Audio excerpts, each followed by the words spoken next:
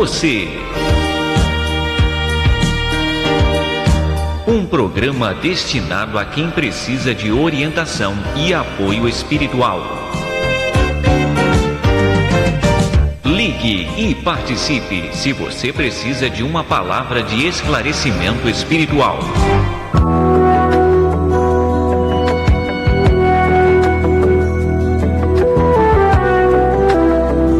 Bem, queridos amigos, queridos ouvintes, estamos mais uma vez entrando no ar com o nosso programa, o programa Ouvindo Você.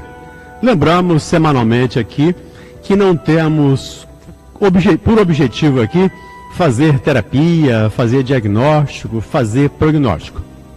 Nós queremos conversar com você. E para isso é muito importante que você participe conosco. Nós temos alguns meios, algumas mídias pelas quais vocês podem participar conosco. Você pode participar pelo telefone fixo, que é o 3386-1400. Você pode participar pelo WhatsApp, 984867633. E agora, já há algum tempo, nós estamos transmitindo o nosso programa ao vivo pelo Facebook. Então, se você entrar no site da rádio, radioriodejaneiro.am.br, e você clica lá no ícone do Facebook e você vai poder participar conosco. Lembrando que agora também os nossos vídeos ficam no YouTube oficial da Rádio Rio de Janeiro. É radioriodejaneiro.am.br/YouTube. Você vai poder ver os nossos vídeos a qualquer momento, quantas vezes você quiser, recomendar, indicar, enfim, compartilhá-lo com seus amigos de qualquer parte do Brasil. Portanto, ligue, participe conosco, fique conosco, ajudando-nos a divulgar os ensinamentos de Jesus, ajudando-nos nesse programa especialmente a falar um pouco sobre saúde emocional, saúde mental, que é um problema sério, digamos assim, para muita gente. E a gente está aqui com o objetivo de minimizar a dificuldade, de minimizar a dor, de poder dividir com você a sua dificuldade. Temos sempre um tema com o qual abrimos o programa, lembrando mais uma vez que a sua questão não precisa estar ligada ao tema, obviamente, é a sua questão, é a sua dificuldade, é a sua dor, que é dela que você vai falar. E temos convidados, hoje no caso, duas convidadas para ouvir você, para conversar com você, para discutir um pouco com você sobre o tema que elas escolheram agora no início e sobre a sua dificuldade depois. Temos uma psiquiatra e uma psicóloga, que vocês já conhecem, né? Os nossos ouvintes assíduos já conhecem, a Maria Emília, a nossa amiga psiquiatra, e a Júlia Tourinho, que está aqui sentindo frio no estúdio, com todo o calor, está sentindo frio, mas é a psicóloga que vai conversar um pouco conosco. E o tema para a gente abrir o programa é educação emocional. Como é que nós podemos trabalhar a nossa emoção? Como é que nós podemos usar? Qual é a melhor maneira de usarmos a nossa emoção para que isso nos traga mais saúde? Não só emocional, mas também saúde física. Tem, Maria Emília, um jeito, um meio claro de usarmos melhor essa emoção? Até pra morte tem jeito. Então nos fale sobre isso. Por que não vai ter, né? Então, é mais usando a mente mesmo, né? Educar a mente. Nós não... uma vez eu ouvi isso de um espírito guia amigo da nossa casa, lá no Leão Denis, o irmão Baltazar, dizendo assim, vocês até conseguem ter disciplina, mas vocês não têm a educação, né? E ele estava querendo se referir não a essa educação formal do comportamento, do que é interessante ou lícito você fazer ou se comportar diante dos outros. Ele está falando da educação da mente, né? Que a gente não sabe educar a nossa mente para que ela produza, para que ela fique ativa diante daquelas coisas que realmente nos devem interessar, que sejam boas para nós. E isso é muito comum acontecer quando a gente tem uma situação nova acontecendo na vida da gente, como por exemplo a nossa crise política, a nossa crise institucional, as nossas crises sociais, as nossas crises de valores morais. Nós temos nos indignado muito, né? Como a gente tem tido esse sentimento da indignação, né? Que é aquela raiva mais contida, né? Aquela raiva que está aliada à surpresa da gente dizer, mas como é que pode bilhões, né? Que é isso, né?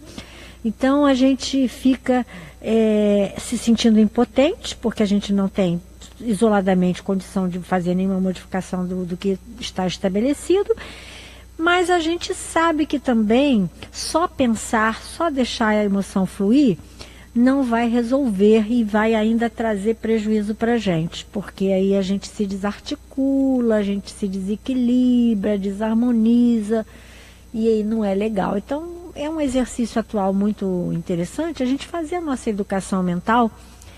E eu queria lembrar também que como é que a gente tem ao longo dos séculos feito a educação mental? A gente tem feito através da repressão, a gente reprime os nossos sentimentos. Né? Nós fomos educados a reprimir nossos sentimentos e pensamentos. Na verdade, a educação não é repressão, a educação é contenção, liberação, contenção, liberação, contenção, liberação, produzindo harmonia da nossa mente, né? E isso é um exercício, um aprendizado. Como a gente vai fazer? Existem várias técnicas, a oração, o pensamento elevado, a busca de valores, a busca da compreensão mais abrangente da vida como um todo. Tudo isso vai levar a gente... Nada é fácil, mas é possível. Então a gente vai chegar lá. Com toda certeza, nada é fácil. E eu sempre brinco aqui, às vezes no consultório, que sucesso só vem antes do trabalho no dicionário, né? Fora disso, só com o trabalho a gente vai conseguir. Que às vezes eu tenho que me policiar, porque eu olho para a televisão, eu fico com muita raiva daquele cidadão que está falando ali, dizendo os absurdos que ele faz ou que ele deseja fazer para se manter num status quo muito, muito ruim, né?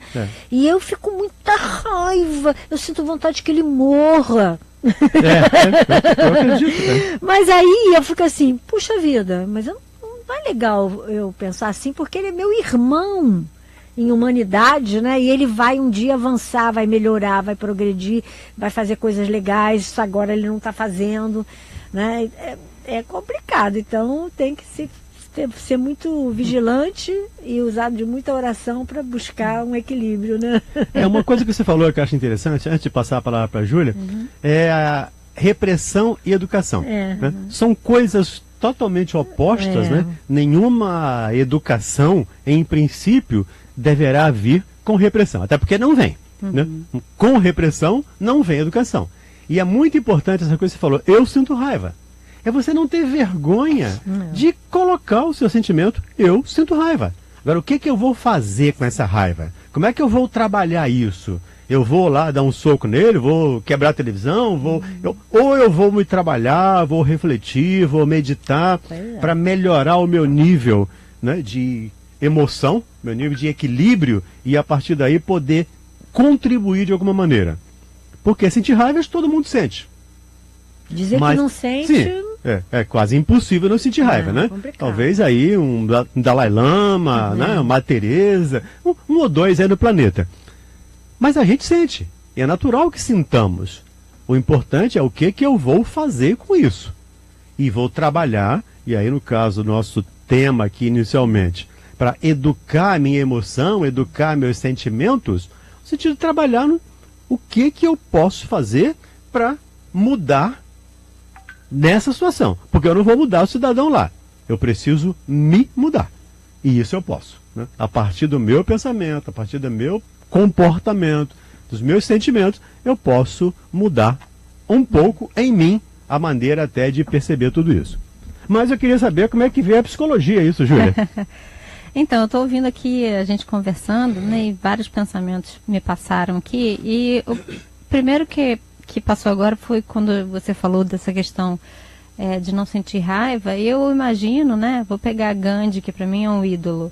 Gandhi, tenho certeza que ele sentia raiva. O que eu acho que a diferença entre ele com isso, né? Entre ele e a gente, é que ele não se identificava, ele não mergulhava nesse sentimento. Ele falava, até porque a raiva, ela está relacionada à energia de sobrevivência.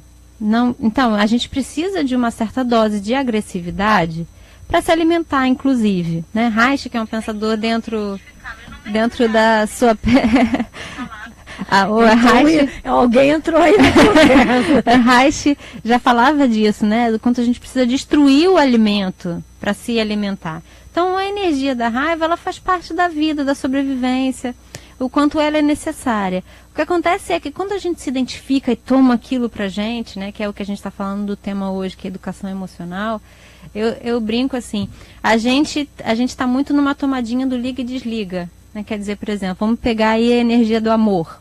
Né? Eu acordei hoje bem, e aí abracei o meu filho, ai, como eu te amo. Aí daqui a pouco a gente ama, e daqui a pouco perdeu a chave do carro. Onde é que eu deixei a chave do carro? Ai, meu Deus, e aí não ama mais. Já sumiu o amor. Então a gente precisa aprender a ter graduações, a trocar o botão do liga e desliga para o botão do dimmer. Né? Sabe aquele dimmer de luz? Tem horas em que a luz está mais acesa, tem horas a gente vai diminuindo. Essa é a educação que a gente precisa fazer agora. E assim, e realmente não vem pela coerção. A gente, graças a Deus, está vivenciando processos educacionais, questionando a educação. Né? Nós aqui no Brasil ainda temos uma defasagem, mas se a gente olhar os processos de aprendizagem, de uma forma geral, mundial, a gente vai ver que as pessoas cada vez mais estão percebendo que essa forma punitiva de educação, ela não funciona. Né? Tem uma autora americana que ela fala do quanto a gente precisa praticar o ainda não. Né? Você ainda não aprendeu. Porque a gente fica só no que a gente não sabe. Não é? A gente é medido só pelo que a gente não sabe. E não pelo que a gente já sabe, e pelo que a gente ainda não sabe. Então, a gente tem uma educação muito desqualificativa do potencial humano, muito repressora. E isso influencia na forma como a gente se porta no mercado de trabalho, como a gente se porta nas nossas relações, né? Sempre focando o erro, né? Imagina você, tem muitos potenciais, muitas coisas que você sabe fazer, mas geralmente o que acontece conosco, a gente não valoriza o que nós já sabemos fazer. E esse é o processo que eu acredito da gente aprender a fazer essa graduação. Porque quando a gente fortalece os nossos recursos, aquilo que a gente sabe fazer, aquilo que a gente tem habilidade, é como se a gente desse continente para essa energia que ainda precisa ser transformada. Né? Eu gosto muito de usar o exemplo essa palavra transmutação, né? Como a alquimia que a gente faz quando faz uma comida. Né? A gente pega a comida de um estado cru, bota lá no fogo e ela vira cozida. A gente bota no tempero, ela ganha um outro gosto. Da mesma forma somos nós. Né? Nós não vamos deixar de ser nós, mas nós vamos nos transmutar na medida em que a gente coloca um temperinho, coloca um salzinho, coloca um molhinho. A gente vai ganhando outros sabores. Então, as nossas qualidades, as nossas emoções, aquilo que a gente já desenvolveu, são esse continente para ir abarcando e conduzindo essa energia para que ela se transforme, para que ela seja bem direcionada, né? Como a gente está falando da raiva, a raiva é necessária para a gente acordar de manhã, é necessária para a gente se mover no mundo, ela é necessária. Só que a gente muitas vezes se identifica pelo aspecto negativo da vingança, da agressividade. Então todos os sentimentos eles não são bons nem ruins, eles têm potências, né? Ambas polaridades, e a gente precisa aprender ao invés de ligar e desligar, a gente ter esse dimmer, né? Como foi falado aqui da raiva, quando a gente diz para uma criança que ela não pode sentir raiva, a gente cria uma sombra gigantesca, porque a raiva faz parte da frustração. Então, você pode sentir raiva, e vamos falar sobre essa raiva. Agora, o que acontece muitas vezes é que a raiva é reprimida e ela surge numa força que daqui a pouco uma criança está batendo na outra, né? A gente tem processos hoje de muita violência nos colégios, e muito é porque a gente não tem essa autorização para falar desse sentimento que é temido por motivos justos, mas precisa ser educado amorosamente, né? Com essa energia da condução. A gente tem muito que educar ainda os nossos sentimentos, né? E estou vendo aqui, nossos amigos aqui do Facebook, temos aqui um número muito expressivo de participantes aqui do Facebook e pedindo aos nossos companheiros aí que dividam, compartilhem. Vamos aumentar essa nossa corrente do bem e vamos transmitir isso para todas as pessoas do Brasil, se possível, para nos melhorarmos, não sentirmos vergonha de ter raiva, mas saber como trabalhar essa raiva, canalizar essa raiva. Porque a Júlia até disse aí da agressividade na comida, para nos alimentar. Sim, nós mastigamos uma comida, nós amassamos, trituramos. Isso envolve a agressividade. Eu estou sendo agressivo quando eu mordo uma maçã. Eu estou sendo agressivo naquele momento. Mas não estou sendo violento. Eu sei que aquela agressividade faz parte de mim. E não posso negar isso, não devo negar isso. E estou vendo aqui a Cláudia Ritter, aqui pelo Facebook, Júlia, até dizendo, estou me sentindo muito bem, porque não estou sozinha nessa situação. E ela diz, preciso ainda melhorar muito nesse aspecto. Aí, aproveitando já, conversando com a Cláudia e com os nossos ouvintes, o que ela pode fazer para se melhorar nesses aspectos do controle, ou da educação, da emoção, da raiva. Eu fico pensando assim, tem uma metáfora que eu tenho gostado muito de usar, sabe, Cláudia e ouvintes, é que é assim, uma vela acesa, ela ilumina uma escuridão. Então, muitas vezes a gente se sente muito pequenino, né? A gente falou aqui no início do programa sobre a questão do que a gente está vivendo na política, do que a gente está vivendo de uma forma geral no nosso país, que gera na gente um monte, uma coisa assim que vai subindo, não é? Que vai deixando a gente... assim, sufocada meio às vezes. E o quanto é importante aproveitar isso que existe dentro de nós. Então, se a gente cuida desses sentimentos que gerou em nós, vamos lá pegar o exemplo do Gandhi, sem embarcar nessa energia do revide, da vingança, do eles têm que ver, eles têm que pagar, olhar o que acontece conosco, no nosso corpo, usar isso como exemplo, porque eu acho que quando a gente traz à luz, né, aspectos do nosso inconsciente, como a raiva. Uma raiva é um sentimento que é muito reprimido na infância. A gente tem essa educação de que é feio sentir raiva. Então a raiva está lá, reprimidinha. A nossa sombra, o nosso aspecto sombrio, ele não é só as nossas coisas ruins. Ele é aquilo que não está na consciência. Então toda vez que a gente traz um aspecto da nossa emoção para a consciência, a gente se ilumina. E aí eu penso assim, que quando a gente se ilumina, a gente também está iluminando o mundo e está se tornando pessoas melhores e está transformando o mundo. Então eu acredito que no micro, a gente se tornar mais consciente dos nossos próprios processos, das nossas capacidades, das nossas limitações, ajuda a lidar com essas situações quando a gente vê o fora e isso vai, sabe? Mexendo com a gente. Mas a gente está falando do fora lá em Brasília, mas tem o fora que é no vizinho, tem o fora que é ali no filho, né? Que é o outro, né? O outro tem essa capacidade de espelhar as nossas emoções, de trazer à tona sentimentos que a gente negava.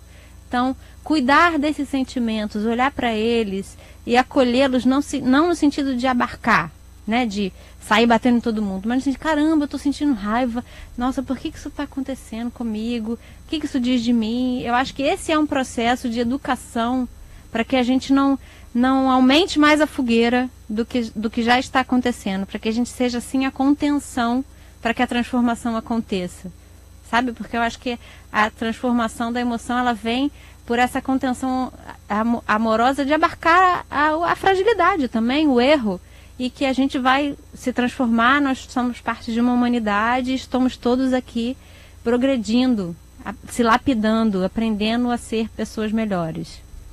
O que não dá é pra gente omitir, como dissemos, esses sentimentos, dizer que eu não sinto, eu sinto.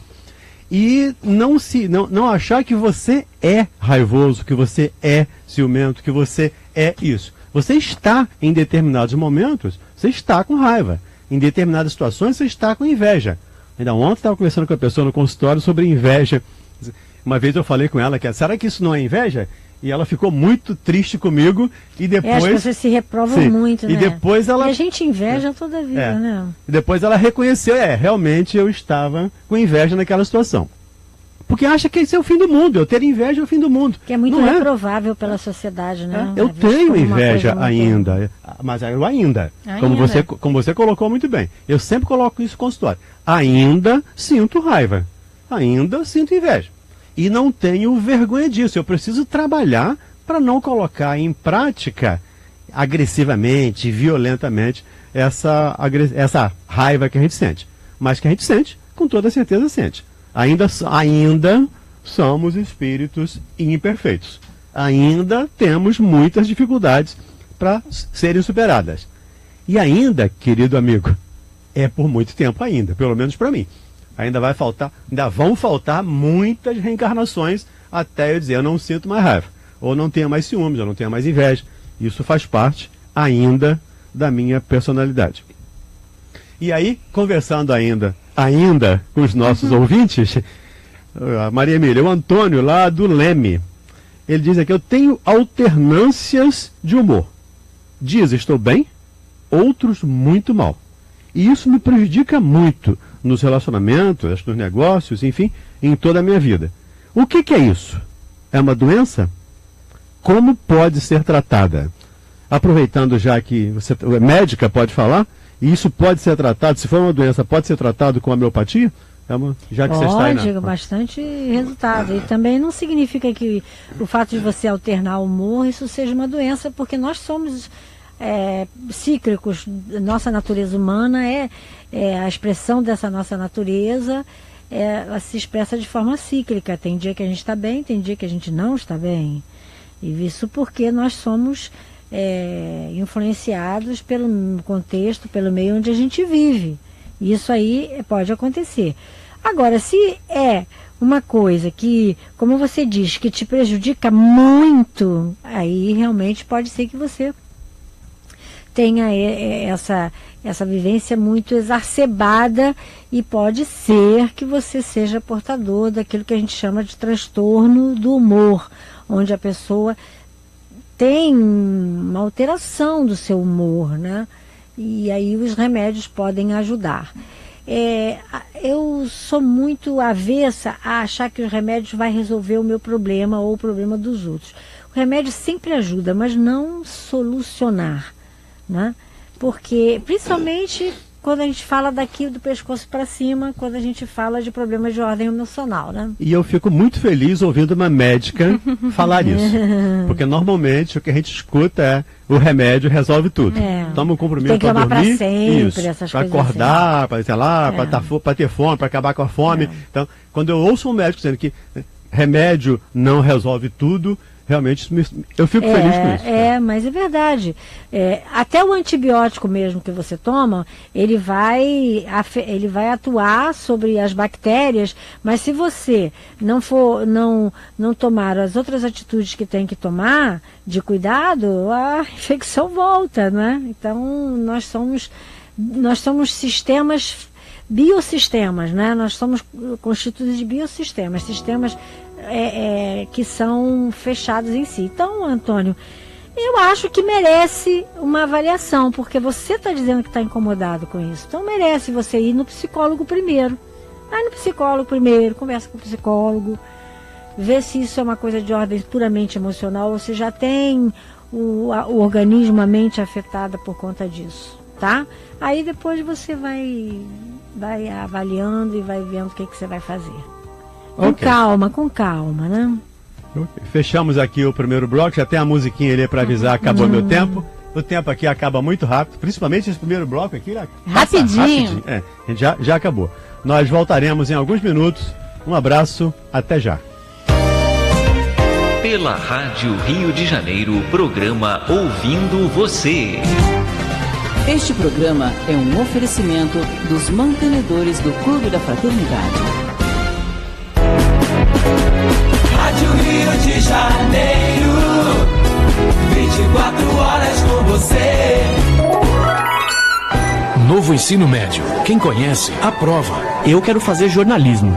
Eu quero ser professora, é o que eu amo. Eu quero um curso técnico para já poder trabalhar. Agora, com o novo ensino médio, você tem mais liberdade para escolher o seu futuro, de acordo com a sua vocação. Quem conhece o novo ensino médio, aprova. Já é assim com 72% dos brasileiros, segundo pesquisa do Ibope. Acesse mec.gov.br e saiba mais. Ministério da Educação, Governo Federal, Ordem e Progresso.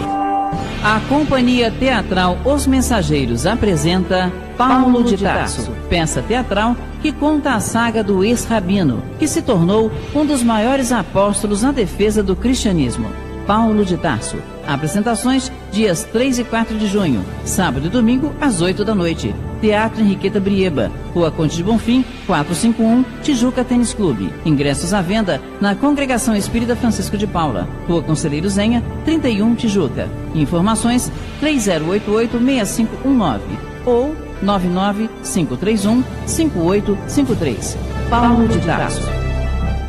Toda quarta-feira, às 2 da tarde, acompanhe o programa Vozes da Casa de Francisco Acolhimento, levada ao ar pela instituição espírita que presta um serviço de hóspice e atua em parceria com o Instituto Nacional do Câncer, INCA. É destinada à hospedagem e amparo de pacientes oncológicos em cuidados paliativos, sem possibilidade de cura física. A apresentação de Eduardo Sutini. Atenção, ouvinte e mantenedor do Clube da Fraternidade da Rádio Rio de Janeiro. Você que ainda não atualizou seus dados cadastrais, precisamos atualizá-los. Para isso, envie preferencialmente seus dados para o e-mail clubeDaFraternidade@radioriodejaneiro.am.br ou ligue para 0 operadora 21 3386-1404 ou 3386-1422, informando nome conforme cadastrado em seu boleto de contribuição, número do CPF, telefone, endereço completo com CEP, a data de nascimento e o e-mail. A Rádio Rio de Janeiro agradece sua colaboração.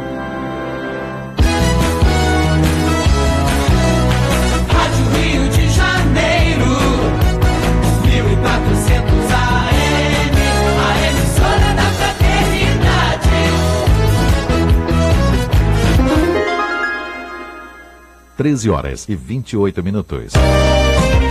Pela Rádio Rio de Janeiro, programa Ouvindo Você.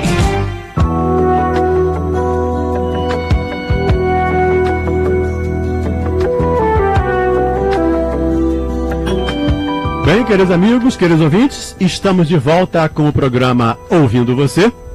E as nossas convidadas da tarde de hoje, a Maria Emília e a Júlia Tourinho, psiquiatra e psicóloga, para conversar com você, para ouvir você dentro da sua dificuldade, dentro das suas dores.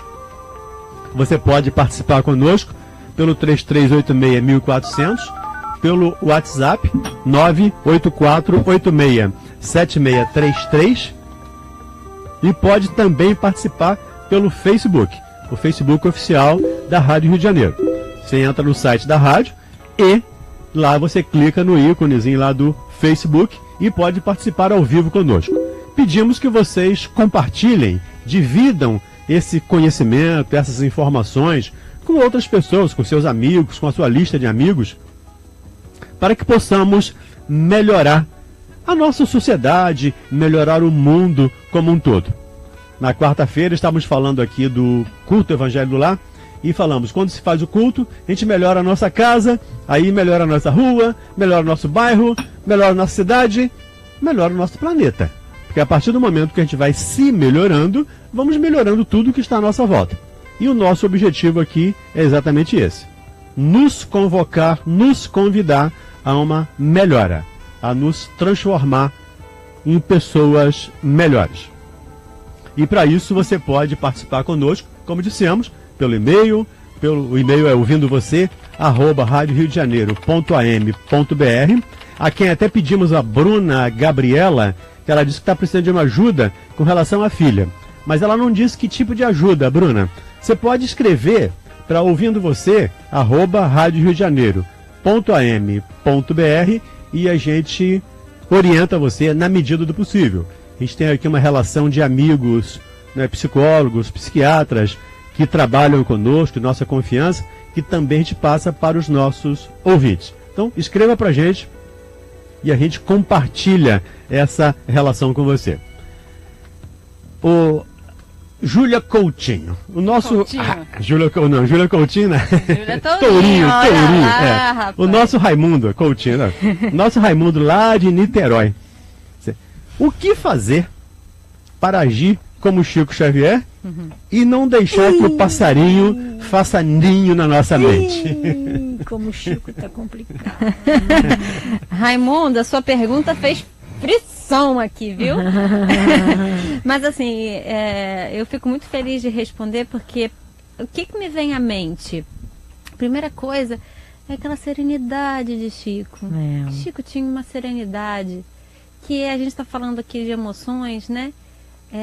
Eu acho que esse é o caminho para não deixar os passarinhos fazerem ninho na nossa mente. É cultivar esse estado de confiança, né? Chico tinha uma confiança na espiritualidade, na vida, de que as coisas aconteciam por um propósito. Ele não se exasperava, né? Ele não se preocupava antes, né? Com uma palavra, ele não se preocupava, né? Ele não se ocupava, não ocupava sua mente com preocupações antes delas acontecerem. Então eu imagino, Raimundo, que o caminho próximo a Chico é adquirir essa mineirice, esse jeito assim, ó, de confiar na vida, que as coisas se ajeitam. Agora a gente entra nas limitações, né? Aí você vai dizer, mas como? Né? Mas isso e aquilo. A gente é educado, incentivado a estar no estado de alerta. Primeiro porque vivemos situações ameaçadoras com muita frequência. Segundo porque isso é publicado nos jornais o tempo todo, as nossas relações. Então a gente está sendo convocado a estar em alerta o tempo todo. Então o exercício é exatamente esse exercício de não se identificar com as emoções. Identificar assim. Tem um quadradinho, assim, um esqueminha, não sei se vocês já viram, né? Que é o quadradinho da sabedoria. Você tem um problema? Sim. Você tem como resolvê-lo? Não. Então você está resolvido, você não tem problema. Não tem mais problema. Você tem como resolvê-lo? Sim. Então também está resolvido, você não tem mais problema. Então o quanto a gente ocupa a nossa mente, deixa esses passarinhos fazerem ninho, porque a gente acha que a gente tem a habilidade e capacidade de controlar todas as variáveis. E a gente não pode ter problema nenhum. Lembra que a gente estava falando no início do programa sobre abarcar as nossas qualidades positivas? Elas servem para ser tipo um tacho, assim, um útero, um acolhedor dos nossos sentimentos negativos, porque ali dentro é que vai acontecer a transmutação. Então você poder alargar um pouquinho a sua capacidade de suportar o desconforto, observar o que você tem de bom, é aí que você vai construindo essa serenidade, o estado de confiança, o estado de amorosidade, que eu acho que é por aí que Chico foi. Se você quer seguir a onda de Chico, se você quer ir como ele, acho que é cultivando a confiança e a amorosidade. É nesse processo que você vai conseguir não deixar os passarinhos fazerem ninho na sua mente. Boa sorte, Raimundo. Força aí, eu também estou me esforçando para isso. Né? Se eu encontrar um caminho, eu te aviso. Mas se você encontrar primeiro, por favor, me avise. Também. Tá bem? A gente está querendo saber aqui. E agradecendo aqui ao Luiz Carlos, lá de Nova Iguaçu, aqui pelo WhatsApp, a Maria Clarice, de Petrópolis, o Márcio Andrade, lá de Belfort Roxo, o Raimundo, lá de Niterói, que acabamos de conversar com ele. Maria Emília, a Jussaia Santiago, aqui pelo Facebook, faz uma pergunta interessante. Eu vou passar para você. O que é raiva? Pronto. Entendeu? Entendeu, José? Entendeu, José?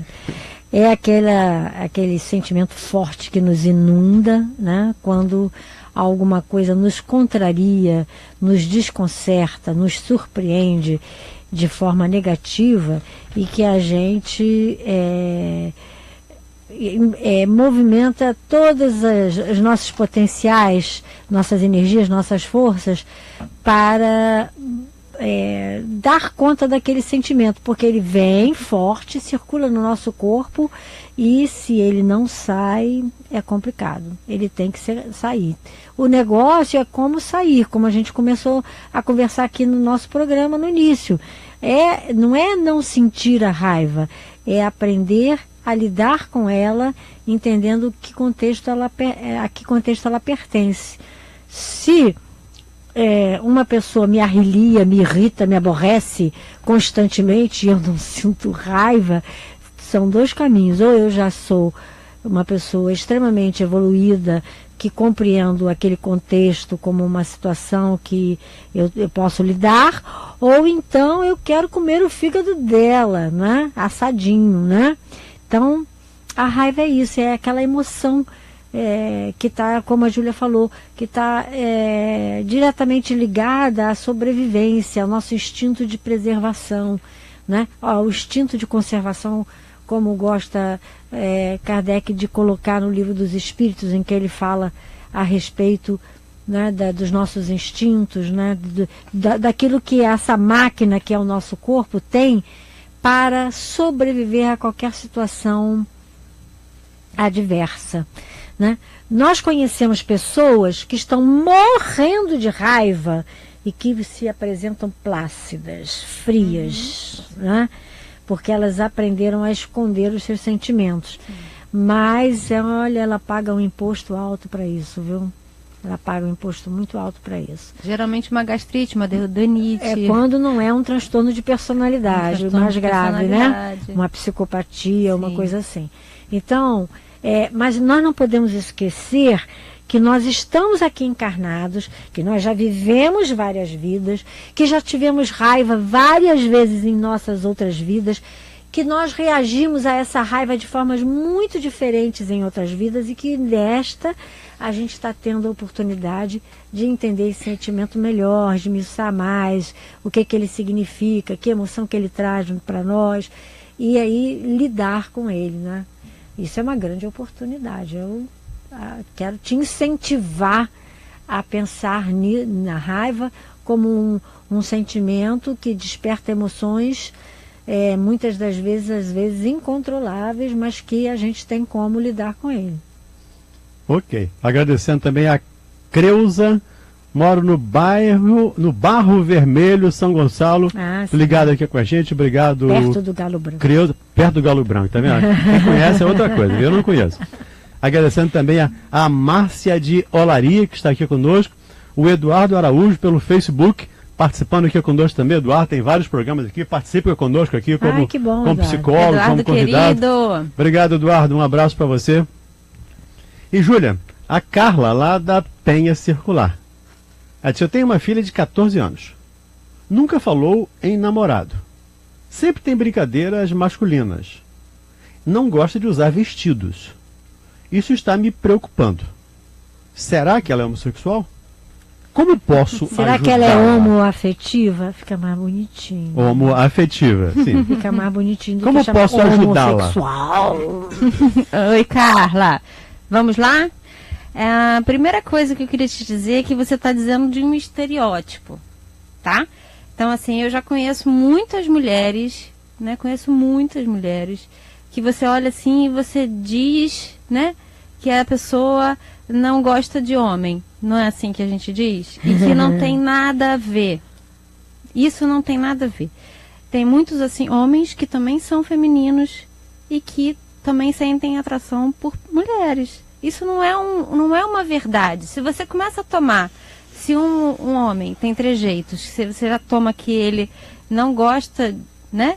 Isso já é um estereótipo, já é a primeira coisa que tem que ser quebrada, e eu acho que eu posso te ajudar dizendo assim: não se deixe levar pelos estereótipos, ok? Então, se você está sentindo uma preocupação, lembra que a gente estava falando lá do Chico, você está se preocupando com algo que lhe gera desconforto, né? Que lhe gera frustração, talvez você tenha medo de que a sua filha goste de pessoas do mesmo sexo. Isso primeiro precisa ficar consciente que é a frustração e um desconforto seu. Converse. A comunicação é a melhor forma de entendimento e a mais difícil entre duas pessoas. Um diálogo honesto e afetivo. Porque o que geralmente a gente faz? A gente separa uma coisa da outra.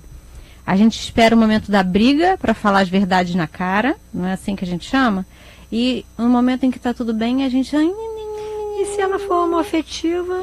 E aí, você vai lidar com isso? Como você poder ter um diálogo e conversar com a sua filha? Esse é o primeiro passo. Não se deixar levar pelos estereótipos, conversar com a sua filha. E aí, se nessa conversa ela dizer: mãe, sim, eu gosto de meninas, Aí é um outro passo, que aí você vai ter que trabalhar essa relação. Primeiro a sua frustração, de se essa for uma verdade, como é que isso vai afetar a relação de vocês e como é que vocês vão caminhar daqui para frente com essa mudança de perspectiva.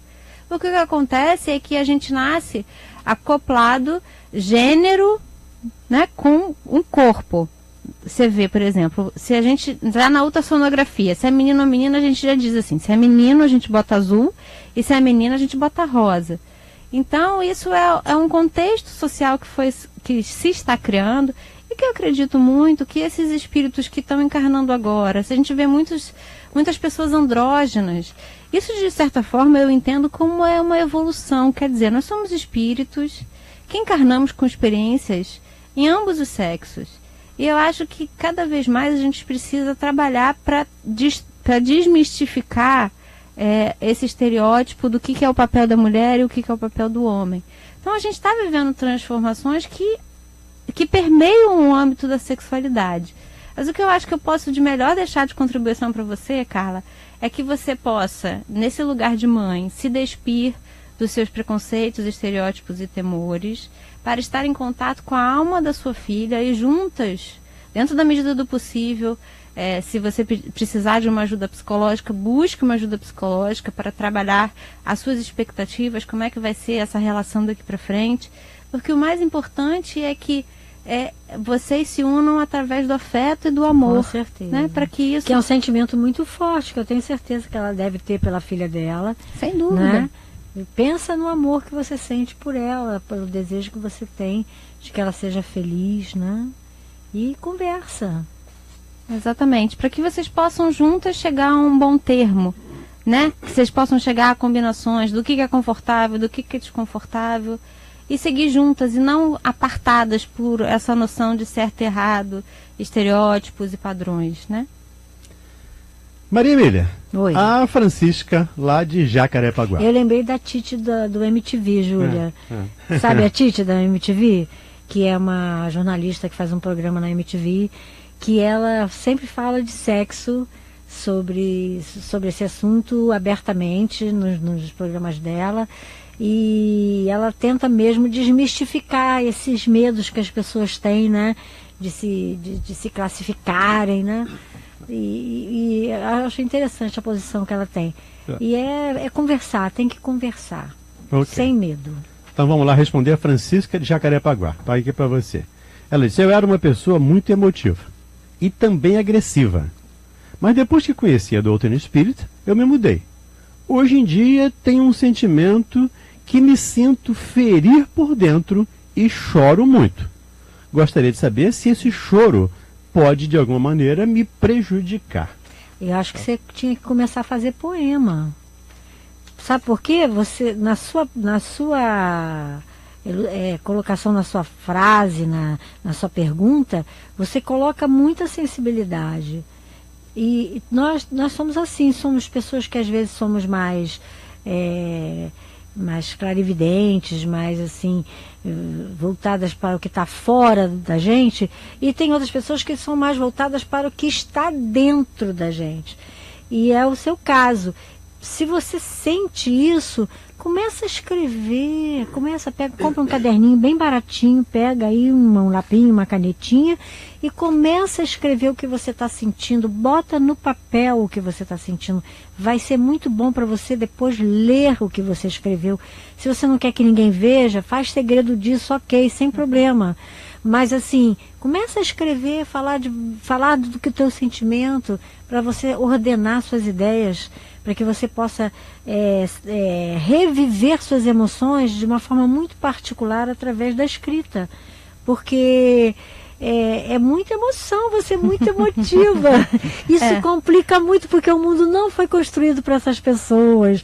Esse mundo que a gente vive aí é o mundo da pressa, é o mundo das coisas muito objetivas. Então as pessoas que sentem tudo e mais alguma coisa, elas se sentem muito perdidas dentro desse mundo. Faz isso.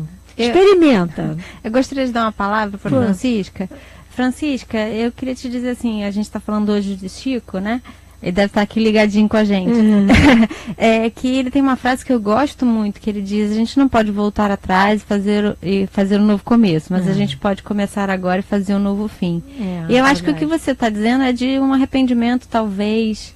E essa emoção, como sugeriu, né, a senhora minha mãe, é muito benéfico. Aproveite essa energia, mas não numa energia de culpa, e sim numa energia de extravasamento. Coloque para fora essa emoção, né, como uma forma construtiva, que você pode construir a partir de agora, né, como essa emoção pode ser bem-vinda e canalizada para algo que te represente, que você simbolize. Quem sabe mais tarde ela até edita um livro de poemas. Tá vendo, Francisca? Estamos aí na torcida. E é interessante que a Maria Emília está dizendo que essa é uma atividade que eu recomendo no consultório. Normalmente eu recomendo às pessoas que têm alguma dificuldade, né? Eles gostam de... Faz um diário, escreve tudo. E sai coisas maravilhosas. Depois aparecem coisas maravilhosas. Tinha uma menina, ela era bipolar, mas ela trazia poemas fantásticos. Sim. Assim, eu falei, caramba, que essa garota é fantástica. No momento de mania dela lá, ela virava realmente uma artista fantástica. E poderia explorar isso. Bem, acabou abandonando, indo embora, né, pelas dificuldades naturais da doença. Mas é uma atividade interessante. Júlia, a Sônia Maria aqui pelo Facebook, ela faz aqui uma afirmativa que merece um comentário em função de tudo que a gente está dizendo. Eu penso que quando a gente se conhece, pelo menos um pouco, fica bem mais fácil lidar com os nossos sentimentos e controlar os nossos impulsos. O que você diz disso? O que você diz a respeito disso? Sônia, eu digo que você está certíssima. E, na verdade, eu acredito que isso é... Eu não sei se eu posso afirmar que é a única coisa, mas é a principal coisa que a gente pode fazer e que a gente está destinado aqui na Terra, que é sair se conhecendo um pouco melhor do que quando a gente chegou. Porque, assim, como eu falei no início, eu faço uma metáfora que eu gosto muito, que é assim: quando a gente traz à consciência aspectos nossos que estão na inconsciência, né, a gente se ilumina. E a partir do momento em que a gente se ilumina, a gente está transformando o mundo também. A gente está transformando o nosso mundo. Gandhi já dizia: seja a transformação que você quer ser no mundo. Então, assim, não é controlar os impulsos, é que você passa a se desidentificar com eles.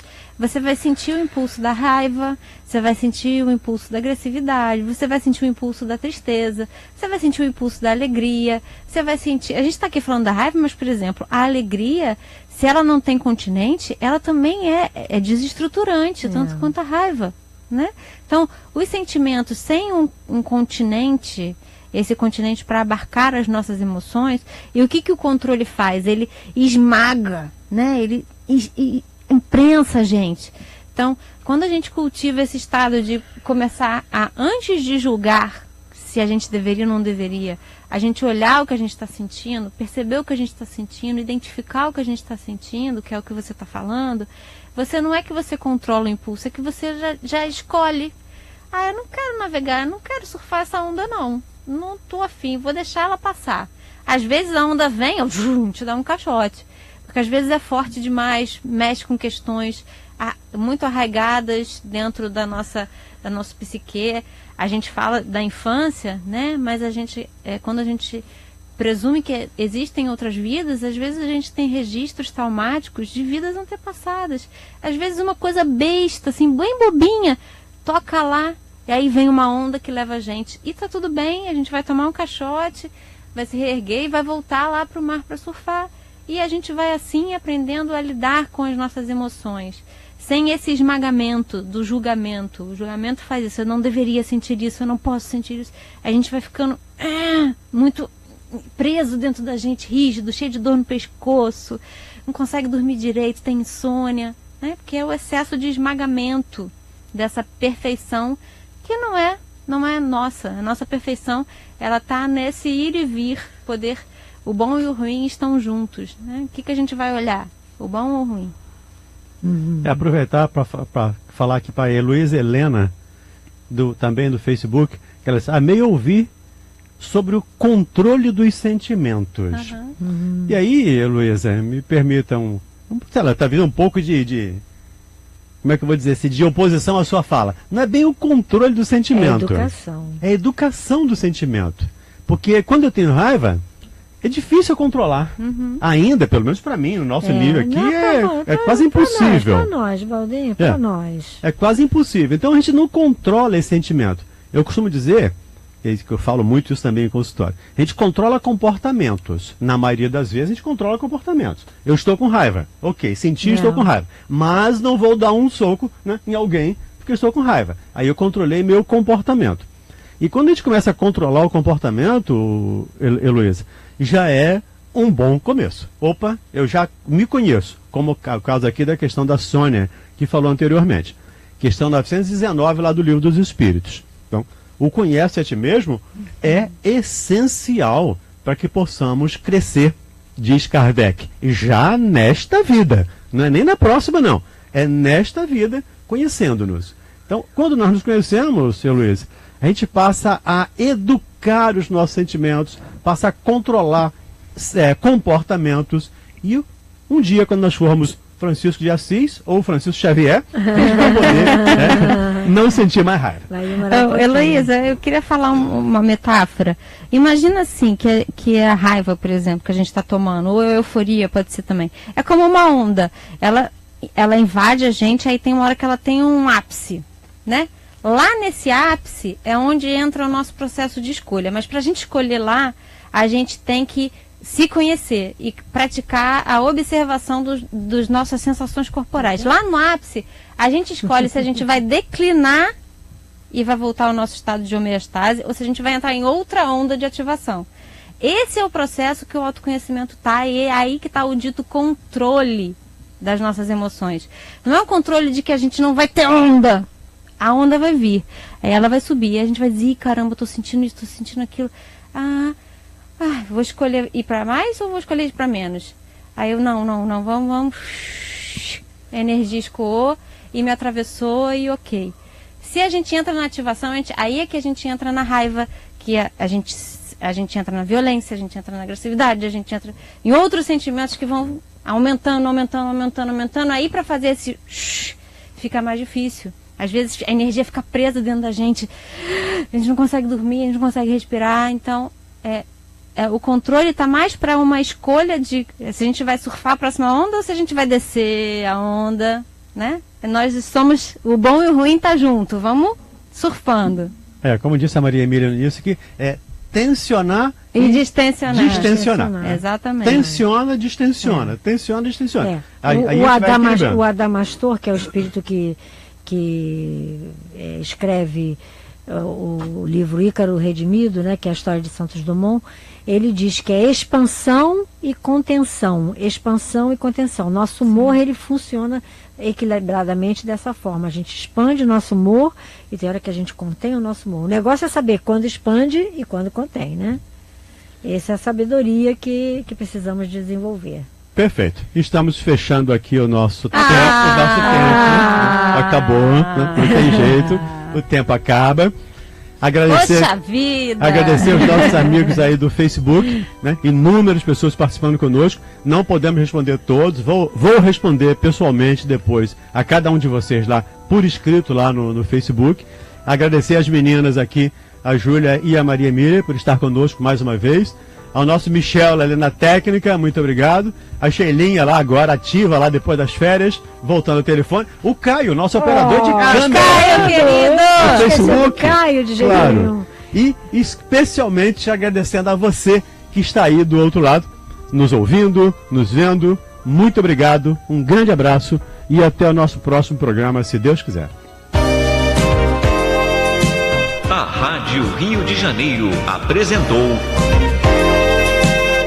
Programa Ouvindo Você. O programa que você acabou de ouvir foi um oferecimento do Clube da Fraternidade. Com a sua contribuição, estamos construindo um mundo melhor. Rádio Rio de Janeiro. No Rio